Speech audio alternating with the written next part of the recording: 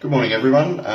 We've had an enormous response to the video we put up on our site a couple of days ago. We've had a lot of direct messages come in asking questions, so we're going to try and cover some of those over the next few days.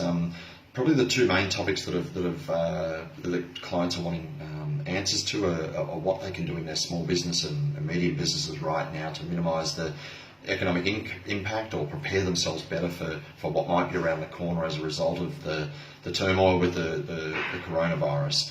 I'll cover that in a couple of days' time. The more pressing thing that I want to address is what people should do with their shares. A lot of people have sent in messages or left comments saying should they sell now to minimise losses and get out of the market.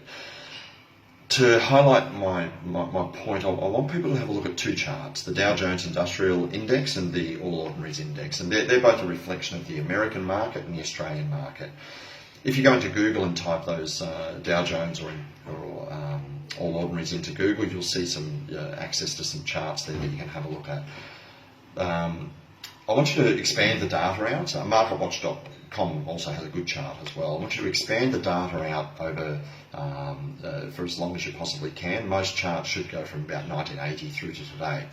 Then I want you to go back about 12 years ago and have a look at the global financial crisis. Now, those that were around during that time, we thought that was the end of the world, and it was catastrophic. The losses our clients were making and the general public were making were significant, extreme, some of the biggest losses they've ever made. People panicked and they sold and they lost. However, a lot of people didn't panic and they didn't sell, and if you look at where the market on that chart is today, you'll see that we're above where we were back at the global financial crisis. The other point in time that I want you to look at is October 1987. At that point in time, they were the most significant losses on the markets around the world. Things seriously crashed overnight. If you try and find that on the chart that I've just mentioned, it's very difficult to find the drop because relative to where we are today, the percentage drops relative to where the market is today is much less. So what that highlights is that after those two significant events, and maybe even after the coronavirus event, that our market will be much higher in the future. We don't know when that will be, maybe it's years to come. But if you sell your shares right now, you are going to suffer losses. But if you are able to hold on and ignore the daily updates on the news, you probably haven't been watching those over the last 10 years as the market's been going up, so why watch them now when the market's going down significantly?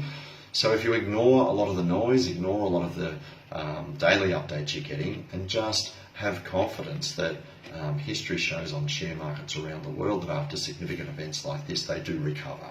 I hope that, I'm going to keep this short, but I hope that gives some sort of confidence to people that holding onto shares is not going to, you're not going to crystallise losses if you hold onto shares, you're only going to crystallise losses if you sell.